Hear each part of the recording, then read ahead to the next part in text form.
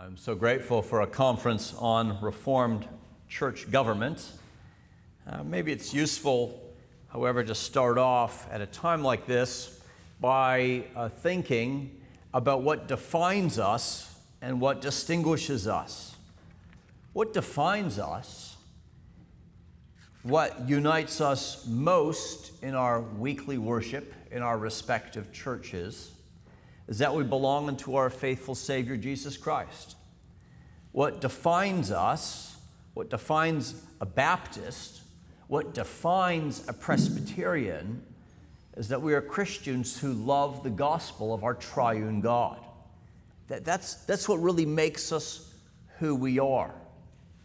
But it's also appropriate to consider what distinguishes us as Baptists or as Presbyterians. And what distinguishes us, in part, is our respective views on church government. And yet, even when we think about the distinguishing features of our faith, and I do hope you have the outlines, oh, I see they're coming out now. Yet, even when we think about what the distinguishing features of our faith, we will find that there are many things that unite us here too, many truths held in common by those committed to a form of Congregationalism or a form of Presbyterianism. These include the idea that church government is important, that Christ is the head of the church, that he has determined a particular polity for his church. Together, we believe that there is such a thing as church membership, and that members of congregations have rights, including at least the right and the power to govern to some degree. Together, we believe that we have the right to choose church officers. We agree that there are two basic offices of elder and deacon, and that there's parity in the eldership, even if we disagree about some of the functions of the elders. Together, we agree that there ought to be church discipline.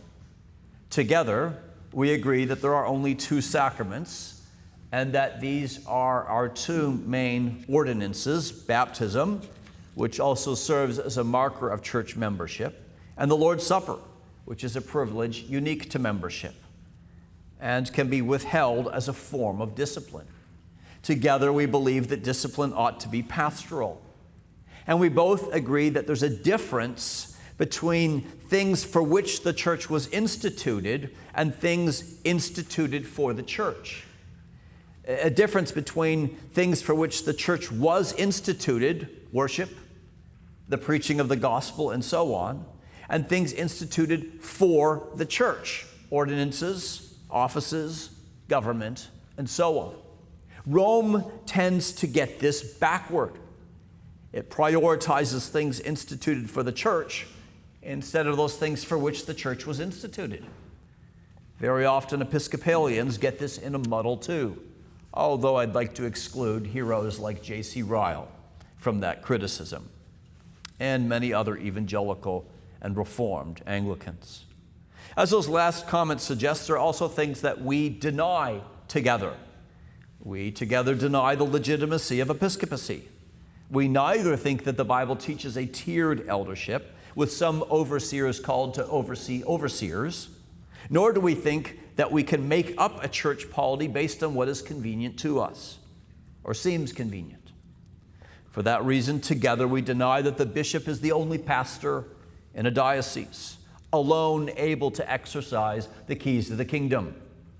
We all oppose Erastianism, the idea that the Bible does not teach a particular church polity, and that church polity can be dictated by the state, an idea that also combines a principle that pastors are ministers of word and sacrament, maybe prayer, but are to leave church discipline to the state. And we mostly agree on opposing the idea of an established church, and the latest flavor of the month on the internet amongst men in their 20s and 30s. While many Congregationalists and all Presbyterians once agreed that the church should be approved and supported by the civil magistrate, now all Congregationalists and many Presbyterians deny that this is the case. I'm presuming there's some level of unity on this point too.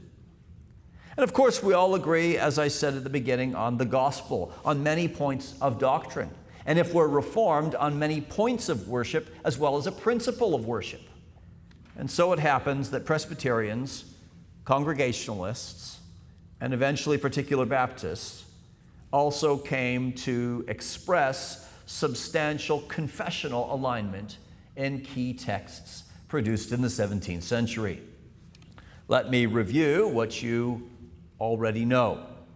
After the confessional efforts of the 1640s, with the Westminster Confession being finished in 1646 and proof texts being added in 1647, the Westminster Assembly expanded its doctrinal repertoire by writing two different catechisms. First, the larger catechism, and then, in a remarkably short period of gestation, the shorter catechism was birthed thereafter. I think, as I say, about 38 days later, which happens to be the same period of gestation for the European hedgehog and the Australian koala, for those of you who are naturalists among us. Now, these two texts, like the Westminster Confession of Faith, clearly expressed a system of doctrine. We know that, in part, because those who came afterwards and disagreed with Presbyterian and Reformed principles systematically had to edit that system of doctrine to make it useful. Preeminent among them, as a good example of how much editing would need to be done if it were to be used by someone who's not particularly Reformed or Presbyterian, are the edits that John Wesley offered for the shorter catechism.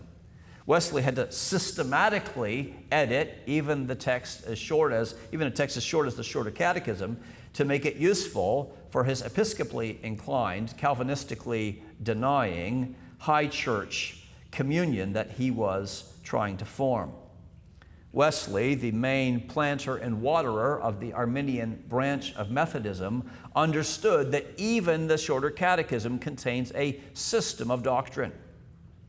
Well, Congregationalists and Baptists understood this too. And in the 1650s, after a litany of attempts to establish thick or thin confessions of faith, the decade came to a close with the writing of the Savoy Declaration. The Savoy Declaration was a reissue of the Westminster Confession of Faith with some systematic doctrinal tweaks. There was a reduction of the confession's ecclesiological material to 5 paragraphs, a deletion of 9 paragraphs on church censures and church synods, and then the addition of 30 paragraphs on the institution of churches and the order appointed in them, a document later called and is more popularly termed the Platform on Polity. But as you know, the ecclesiological adventures of the century were not yet quite done. Having issued 2 confessions clarifying what Baptists believe, but not yet stressing what British Puritans held in common with these Baptists, Particular Baptists decided to revise the Savoy Declaration in the 1670s, and a group of Baptists famously adopted that confession more formally in the 1680s. This text now highlighted better than any previous Baptist texts what Baptists held in common with Congregationalists and Presbyterians.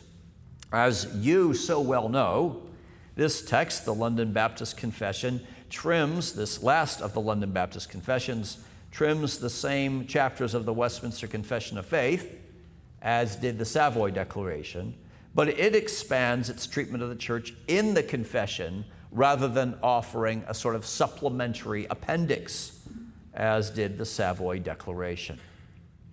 Well, using these documents as well as the Congregationalist minority and Presbyterian majority reports from the Westminster Assembly, as well as listening in onto some debates at the Westminster Assembly, and of course, many discussions over the centuries thereafter, I want to offer in this concluding lecture, and just to be clear, I was asked to offer in this concluding lecture, a number of observations, potential questions as my closing presentation, observations and questions intended to provoke some thought and discussion.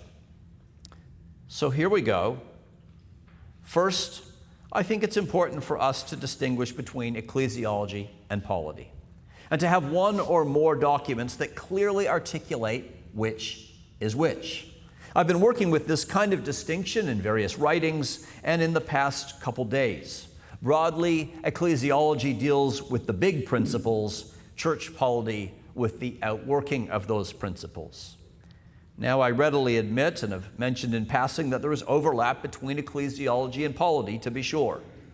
For example, the idea of parity and plurality of elders is arguably a guiding ecclesiological principle and something that can be practiced, and thus is a point of polity. I also admit that there's some points of polity that are guided by principles that are even broader than ecclesiological principles. Most churches have as a point of polity that notice needs to be given for a congregational meeting to be legitimate. Without due notice, a congregational meeting is judged to be unfair, maybe not even properly constituted. The same holds for the idea of quorum, as I mentioned in a previous lecture. Whatever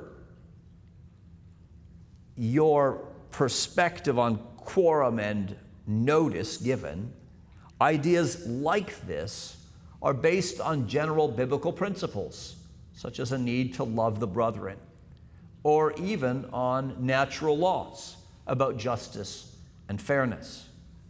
Having said that, let me note that this distinction between ecclesiology and polity seems to be less common or less clear amongst Baptists than amongst Presbyterians. And this strikes me as important for a couple different reasons. Arguably, a church needs more than agreed upon bylaws to operate effectively. Many Baptist churches have bylaws which express a kind of polity, but they don't have behind them a clear articulation of ecclesiology. Or maybe they've got both, but they don't untangle which statements are ecclesiological, principial, and foundational, and those which are merely practical and maybe easy to revise, such as the amount of notice given for a meeting, the perfect quorum to reach for a decision. Thus, they don't identify which principles can be revised easily and which are fundamental and should not be permitted to be changed easily. 1689 Baptists, on the other hand, have an ecclesiological text. I'd venture to say that the London Baptist Confession of 1689 is ecclesiology heavy, but is still insufficient for governing a church without some kind of supplementary documentation. The example that I provided above, or the examples of quorum or a notice for a meeting, are cases in point. But we could add many other examples. For example, who is the moderator of a church meeting? The 1689 confession doesn't say. And yet the question is kind of important. For even in a congregationalist polity, little bishops can emerge. Opportunities for building trust meaningfully by sharing leadership can be lost, or new offices can be invented. And most recently, at least in the last couple decades, a lot of Baptists make a distinction between staff elders and non-staff elders. I know of some Baptist churches that confess to be Reformed where issues are discussed by staff elders prior to them being discussed by the whole of an eldership. I know of cases, you doubtless do too, where once the staff elders have reached a majority position, all of them are expected to vote as a block in the larger elders' meeting. Or, in a case where I was sitting in on the request of the Baptist elders on an elders' meeting, a staff elders' meeting, I should say, everyone was told that after they reached a decision, they would have to, as a group, follow the decision of the lead or the teaching pastor in the larger elders' meeting. Now, these are very foreseeable problems. Foreseeable problems, especially if a church were to grow to be a large church, such as the ones that I'm speaking about now. So are there ecclesiological principles? Are there outworkings of polity that can prevent a kind of congregational episcopacy? Are you anticipating these kinds of problems in your ecclesiological or polity document? So my first point is to suggest that there ought to be a kind of documented differentiation between ecclesiology and polity, that your ecclesiological principles should be resistant to easy change, and that your directory for church government or your thick bylaws or your polity text by whatever name should anticipate typical, practical polity issues and problems. Second, I think we need to be clear on our key principles and their sufficiency or lack thereof for the life of the church. I'd like your input on whether you think it's right to see, downstream of the headship of Christ, that have properly identified key principles in Congregationalism and Presbyterianism that account in part for so many of our differences. 17th century Congregationalist polity rests on particular interpretations of the keys in Matthew 16, but the net effect of those principles of interpretation, those interpretations of the keys, is a principle of the sufficiency of the local church. I think that is what I hear boiled down in a simple form in your chapter 26, paragraph 7. Now, you also know, or at least know by now, that Presbyterians hold as a key idea that Christ's body is principially a visible unity. They begin with the whole and only then think about the parts. The church is to demonstrate its visible unity as best as possible. That's the priority. In fact, the existence of individual congregations and elders belonging to particular congregations is seen by Presbyterians as a biblical development. It is a biblical and biblically sanctioned development. But it is a development that needs to be justified and is only justified by the success of the Great Commission. It was because too many people were being saved in one place, too many, of course, in quotes, because a vast number of people were being saved in one place, that multiple congregations could be justified in one town, like Jerusalem or Ephesus. It's because the gospel spread so far that congregations could be justified in Antioch or Iconium. Once the church finds itself divided into different congregations, however, it must seek opportunities to visibly express its unity. For the unity of the body of Christ, the very idea of a visible concept such as a body suggests as much. It can do so through government, as we see in Acts 15, and it can do so through diaconal care, as arguably we see in Acts 6, where different congregations, surely they are different for they speak different languages, together solve a diaconal problem that's afflicting only one or some of those churches. So should churches function independently when they can associate for doctrinal discussion and disciplinary resolution and diaconal considerations? Now, I honestly don't know how closely and practically you are associated in your Baptist associations.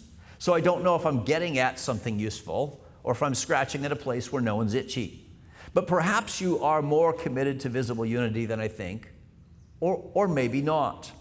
But I cannot help but wonder if chapter 26 of your confession is light on the polity of association, the mechanics of association, because it's light on the ecclesiology of church unity, visible church unity. As it happens, the Savoy Declaration insists in chapter 26, paragraph 2, that the visible Catholic Church consists of believers only. It explicitly denies that it can refer to believers with church officers, which is one way of denying one of the common means or mechanisms for finding or expressing a visible unity. Likewise, the Savoy's Platform on Polity, paragraph 5, states that besides these particular churches, there is not instituted by Christ any church more extensive or Catholic entrusted with the power for the administration of his ordinances or the execution of any authority in his name. That doesn't strike me as strong. The London Baptist Confession, chapter 26, paragraph 2, strikes me as weaker, for it does not refer to a visible Catholic church at all. I guess the second question of mine is asking if your key principles are designed to meet a deficit that many Baptists, in conversation with me over the years, seem to feel: a need for closer cooperation, tighter association, something that a conference can meet in part, but certainly not in whole. My third question is whether the church needs officers. Presbyterians hold that the visible church, whether Catholic or universal, or congregational and thus local, always consists not merely of believers and their children, but also of their governors who represent the people in making decisions. I think Presbyterians are on the same page with John Cotton when it comes to local churches, and maybe with Reformed Baptists, minus the children.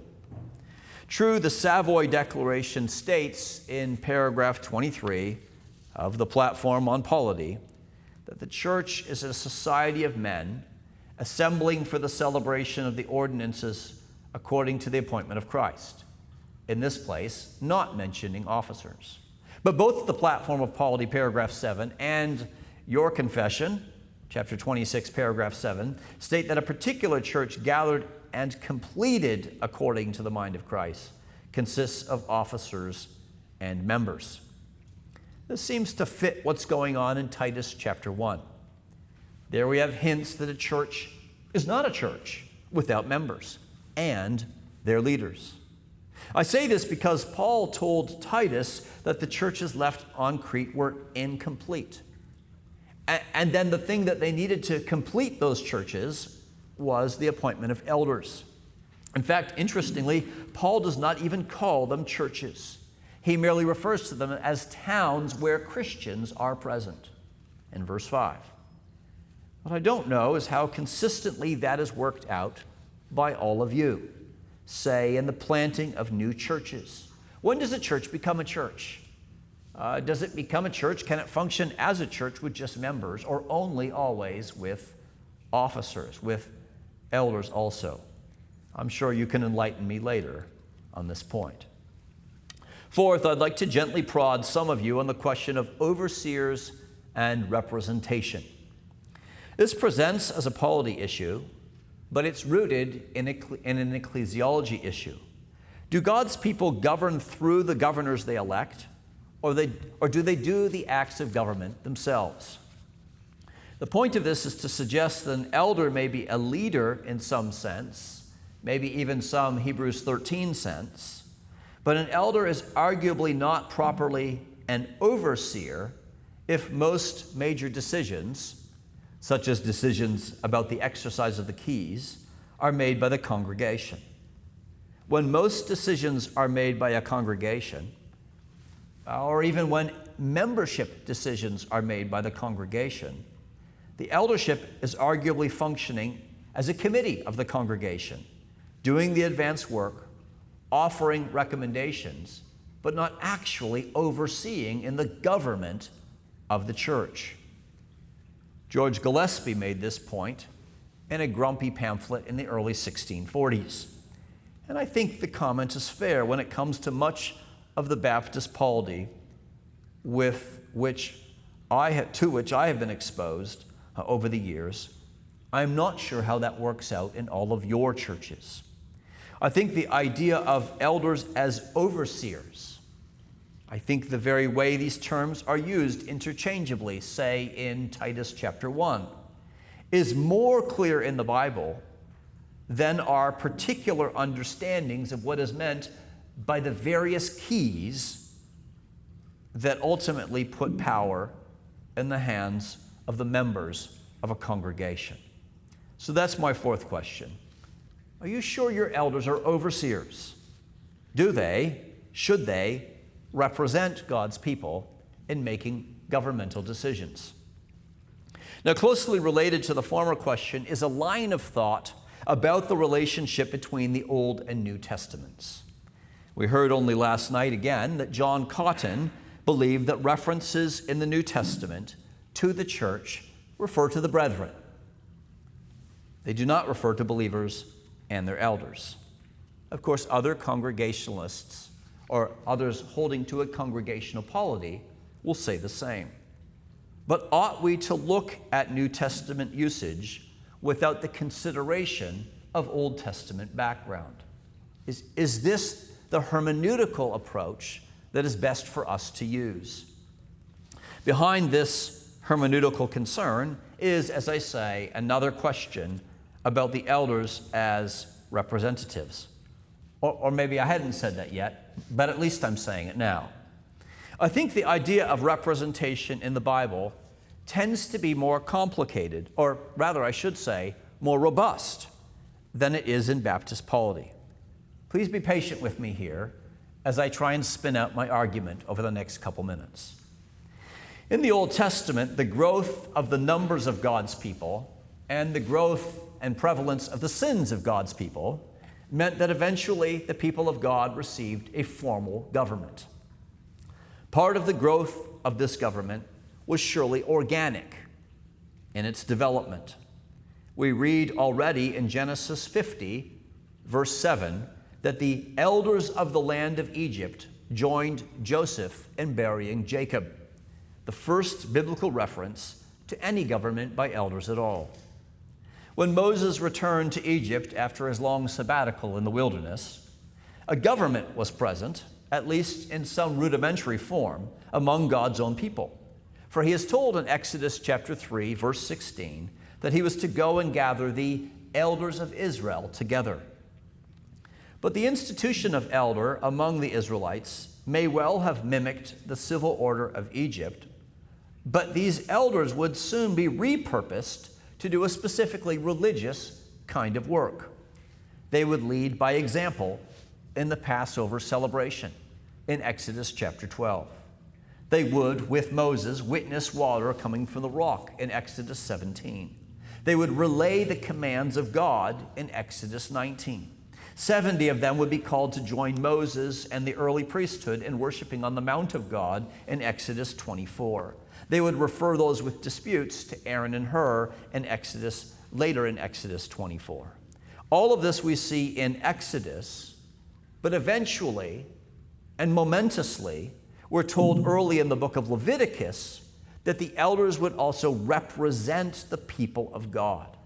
They would together hold the head of an offering to be slain in the event that the whole assembly sinned against God. Leviticus 4. Now that last point seems to me to be very telling in terms of church government. Why? Because it suggests that the elders would take some responsibility for the actions of the people who were under them. They were not atoning for their sin in this action. They were taking responsibility.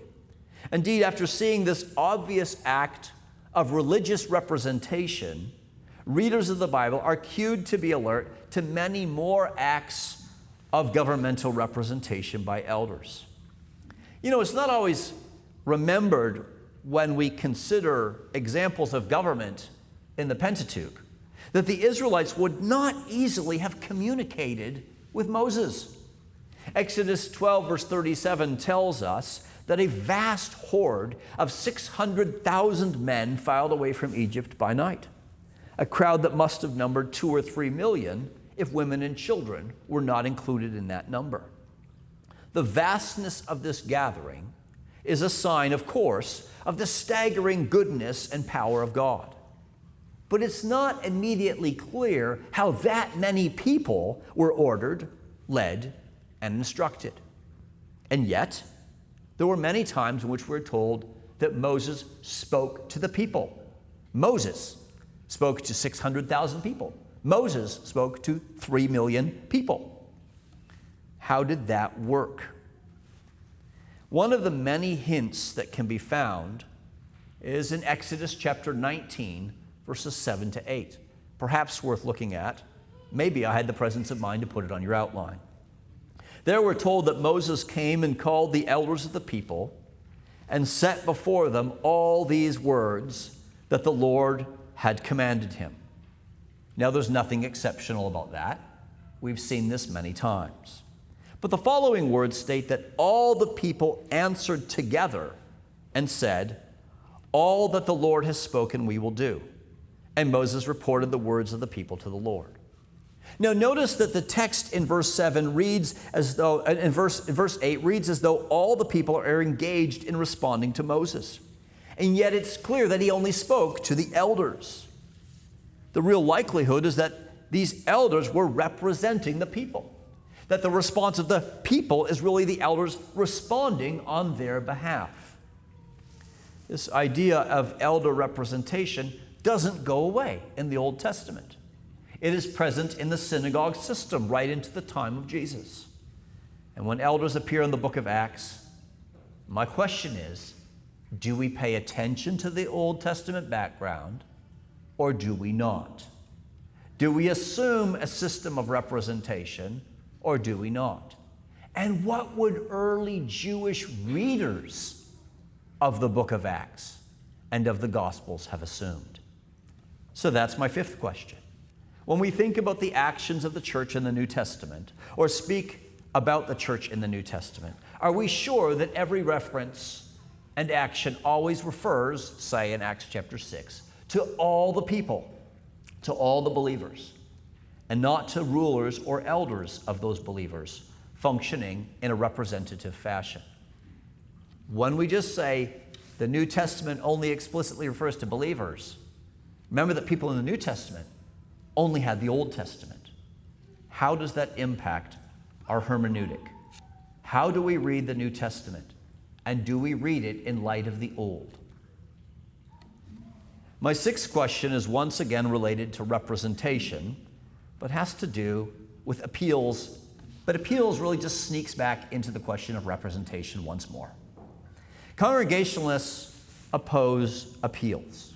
Appeals from a congregational eldership to any broader eldership, in part because, as the minority and majority papers of the Westminster Assembly explain, in part because an accused member could avoid discipline if there was an appeal to another body. Presbyterians advocated for appeals, again, only in part, because pastors and elders sometimes make mistakes.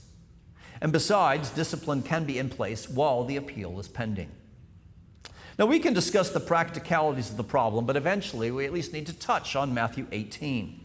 Tell the church.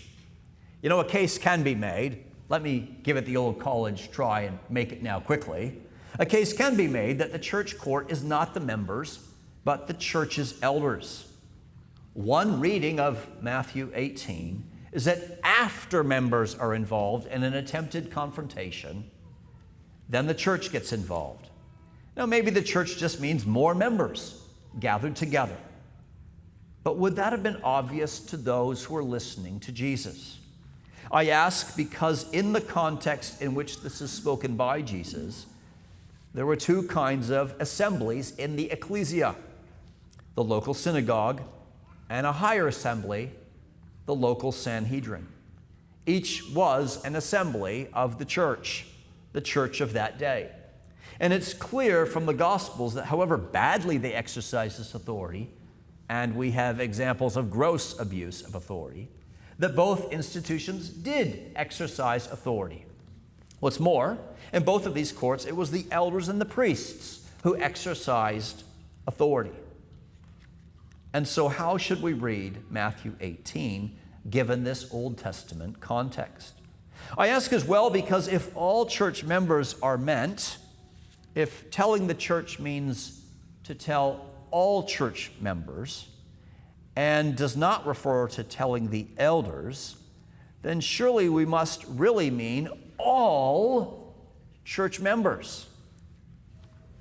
But in that case, as Samuel Rutherford notes, we have an interesting point to make or question to ask. Rutherford insists that most Congregationalists do, on some level, believe in representative government. They're just not seeing it very clearly. Now, the first Congregationalists against which Rutherford wrote, and wrote in Latin, happen to have been Arminians. In fact, I think one reason for the sturdy opposition that Rutherford and others offered to Congregationalism is that they considered it to be an Arminian polity. The Arminians of his day insisted that Christ's gift of the keys is to the membership of the church, and that the keys are given to all believers. Rutherford's response is in part to insist that if all believers is meant, then again it must mean all believers, including women, and women tended not to participate in church government in those days, and children who were confessing believers. And children also did not participate in the government of the church. Did the Arminian Congregationalists plan to allow women and children to vote in congregational meetings, to speak in congregational meetings? The answer, of course, at least in his day, was no, especially with regard to children. Although all might see children as a part of the covenant, Arminians and their opposites would not permit children, although church members, a subset of them, to vote or speak in congregational meetings. Given that this was the case, the only way in which children, as members who are part of the whole church, could exercise the keys is by means of representation, by having other more mature men or members in the church speak and vote on their behalf. Rutherford goes on to note that in a context where women would not speak or vote in congregational meetings, and where men might vote but not speak, a similar point can also be made with men who are not speaking in the meetings. The whole church, and this quote is in your outline, that is, each and every person, children and women, cannot at all speak in the church, nor jointly speak. Therefore, in this passage, the word church does not mean the assembly of the redeemed, who come together as one visible assembly to conduct sacred business. Unless, of course, they mean that women and children are excluded from the number of the redeemed and from the number of those dealing with sacred matters in a sacred assembly. And that conclusion entails acknowledging, along with us, a representative church. Now again, I don't know exactly how this works in your congregational meetings. If you have a church where women vote, as is the case in most churches, then one of his thrusts misses the mark. If you have a church with no young children in membership, then his other thrust misses the mark. But if you have a church that allows younger children to profess their faith and be baptized, but if they're not active speakers and voters in congregational meetings, then they are in effect being represented by others. And so, ta-da, voila, you have a representative church government. So why not go all the way? My seventh point is really an observation and not a question. It has to do with eldership standards. The Congregationalists of the 17th century believed in what we might, as a shorthand, call 4 offices. The Platform of Polity, chapter 9, paragraph 9, offers a clear 4-office view. It seems to me that there are advantages in distinguishing between 2, even 3, different kinds of elders. One of the advantages is that it opens the office of eldership for men with variegated gifts. Chapter 27, paragraph 8 of your confession, on the other hand, is 2-office. It seems to me that the end result of a true 2-office view tends to be persistently small elderships. Those who are apt to teach, but less apt to teach than a preacher is, and are yet gifted by God with a real aptitude for oversight, for shepherding, are less likely to be elders at all in a Baptist 2-office church. To put it another way, When we insist that there's only one office of elder, we begin to look for all the gifts in each man. And yet some men might be excellent at shepherding and ruling, while apt, but more modestly apt to teach. They might, for example, not be great at standing up front and giving a good, solid 90-minute Baptist sermon. It seems to me that one reason why Reformed Baptists often have few elders, but why they have the category of the gifted brother, is that they're looking for too much to be present in each elder candidate. Am I right that in many churches, each elder needs to have the range of gifts that the older Congregationalists of the 17th century were happy to see in their eldership as a whole? And might it be that the more gifted of the gifted brethren are actually gifted by God to be elders in your churches? That's my eldership question. But as my 8th point, by the way, the 7th was supposed to be a comment, but still ended up being a question. As my 8th point, I have an analogous question, I suppose, about members.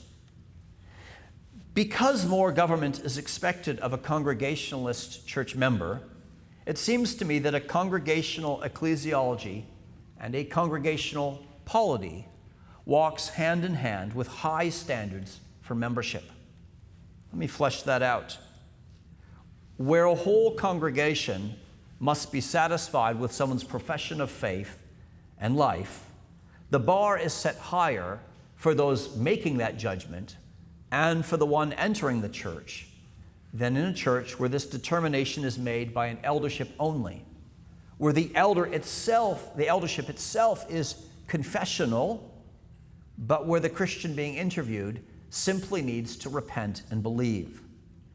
The gradual rise in church history, a documentable fact, the gradual rise in church history of the need for a fairly robust and interesting conversion account as necessary, or at least highly desirable for membership, may be natural, seems to have been natural with this form of Congregationalist polity.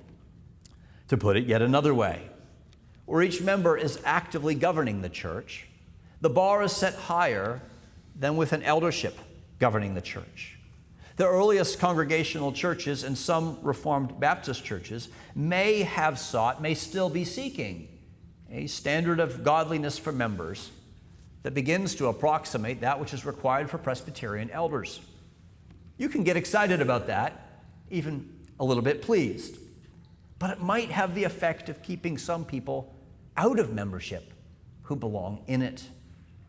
And it sends the message that the church is more of a society of saints than a hospital for sinners. For better or for worse, where the only act of government that people are doing, and it's a significant act of government, is electing their own church officers, the stakes are lower.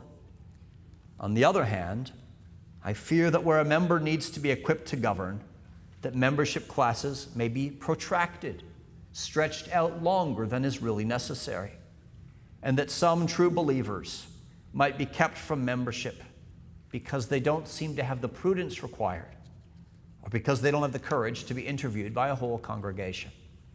This is not merely speculation. This has been the case very often in the past. Poorly put, perhaps, but that's my membership question. Now for my grab bag as I begin to run out of time. I'm not sure what elder-led means in many Baptist churches. As we look at the history and variety of congregationalisms, I'm not sure elder-led is a useful shorthand to be associated with Congregationalist polity. It means different things.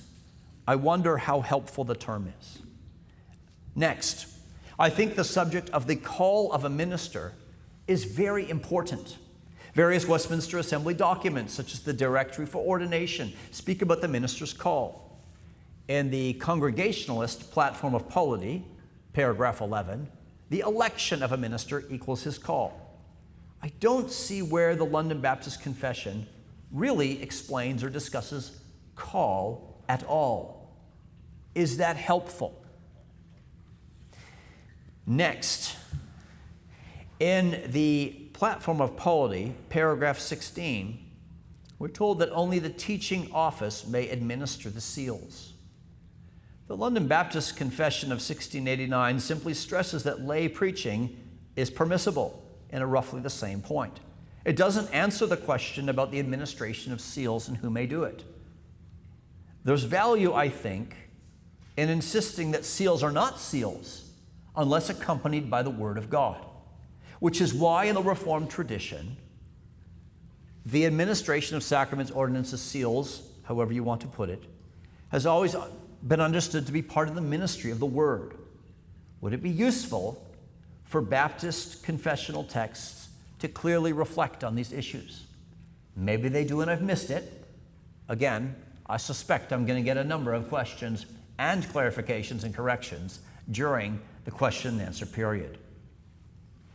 In the 11th place, but who is counting, I want to ask about discipline, at least briefly.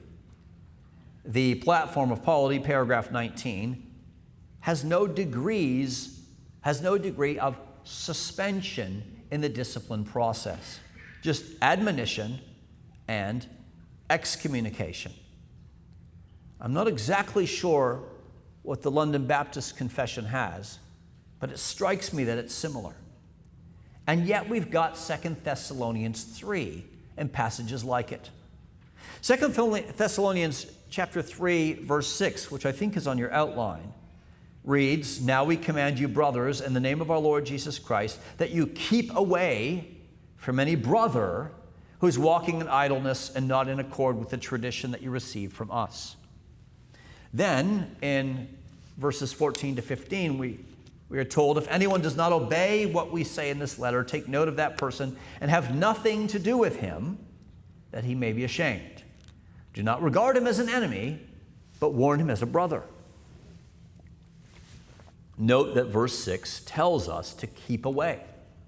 Note that verse 14 says, "Take note and have nothing to do with him." So these are not merely verbal warnings given to this erring brother. Note too, however, that this person is not yet considered an enemy of the faith. This is a person that's more than admonished, but less than excommunicated. He is still a brother.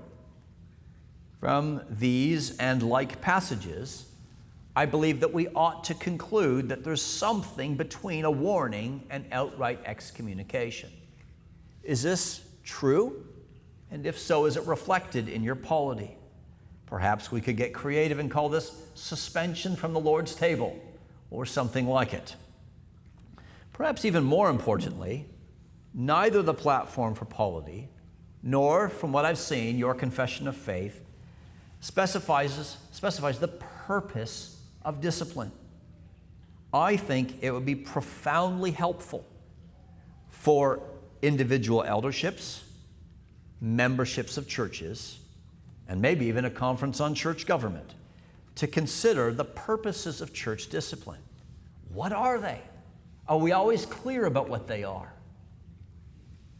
My last question has to do with the power of synods. The Platform of Polity allows no power of synods to excommunicate or govern. Synods are occasional and not stated or fixed. There is to be no subordination of synods. Your confession states that in cases of difficulty or differences with churches or members, other churches can give non-binding, non-authoritative advice. And in some cases, extreme cases, they may disassociate. It seems that all discipline problems, then, are either worked out at a congregational level or on what I call the nuclear level, disassociation of churches. But sometimes, even often, the problem in a church, sad to say, is with not the membership as a whole, but with one of the leaders, maybe the pastor. It seems to me a very painful way to get at the problem of a pastor by ultimately disassociating a church. It seems much more useful to have a system of government that can focus directly on the problem. As well, there is a power differentiality in most cases, between a congregation and a pastor. A pastor who's trained to be a talker, trained to be a theologian, who's long been in the position of leadership. A pastor not directly dealt with, a pastor dealt with by disassociating a congregation in order to put pressure on them to do something about him, is an indirect, complicated, and arguably somewhat unfair way of dealing with a problem. I wonder if that's something that needs to be dealt with more clearly in Baptist polity. Let me conclude with a word about connectional discipline. I've mentioned a couple times that we agree that discipline needs to be pastoral. The Congregationalists at the Assembly argue that much of the moral force of church discipline comes from the fact that ministers know their flocks, whereas elders from another church will not know that flock, not know that problematic person. To be pastoral, it needs to be personal. The Presbyterians agree with this to a great extent. Much is to be gained by personal pastoral care, personal pastoral discipline. But it's also possible to put too much stress on that personal connection.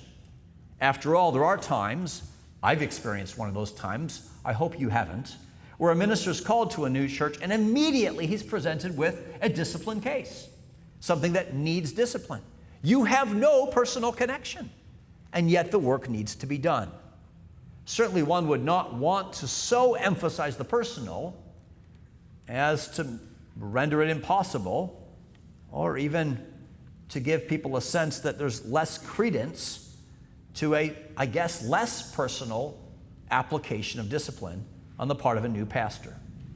Well, that, you might say, is a rather extreme case and somewhat mild as an example.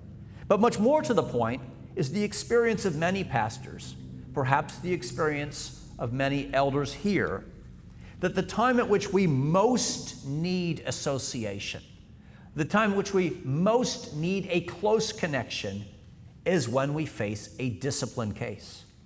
That's when the new pastor is most likely to get on the phone and start asking for advice. What would you do here? What's your counsel in this situation? That's when elders are most likely to say, wow, we are out of our depth. We never anticipated that someone could have thought of that sin. And they're wondering how to get an objective sense of what they should be doing when the sin is against them. Their emotions are clouding their judgments. They really need help. Now, of course, in such a situation, each one of us, congregationally inclined or presbyterially inclined, ought to humble ourselves before the Lord, beg that the head of the church would pour out the Spirit of the church and give us help. But what if the help that he intends in such cases is already at hand? The counsel, the support, and if necessary, even the joint action of other elders outside of the body of a local church. Now, I will not likely persuade you to adopt any radical measures towards cooperative church government, given your fundamental purposes, or I should say principles, of church government as I understand them. But I cite all these examples, I ask these questions, and I make these observations in order to encourage you to see the value of being as consultative and as cooperative as your ecclesiology will allow. I believe it will honor Christ as you more visibly express the unity that he intends for his body. And it will bless both you as Christ's servants and, of course, also Christ's churches that you lead as you more closely work together in the building up of his church. Thank you for listening these 3 times. I very much look forward to your questions, comments, and corrections. Thank you.